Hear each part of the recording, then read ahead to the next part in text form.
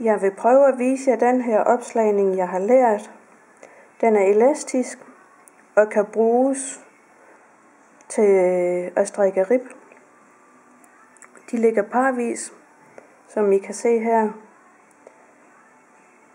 Og jeg vil vise jer, hvordan man laver den. Det er en såkaldt longtail cast on. Her er den korte ende, og jeg starter sådan her. Først så starter du helt almindeligt og tager udefra og henter garnet.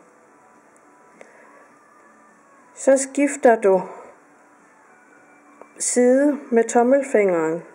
Det vil sige, at du tager tommelfingeren den anden vej rundt om den korte ende af garnet og tager indefra og henter garnet fra pegefingeren. Udefra ganske almindeligt og henter garn. Og skifter side rundt om garnet, tager indefra og henter garn. Tager udefra, skift, tager indefra, udefra,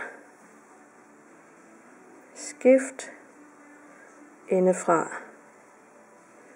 udefra, skift, indefra, udefra, skift, indefra,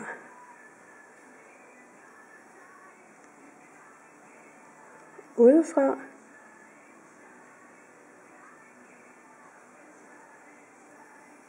indefra, udefra, indefra. Håber det hjælper.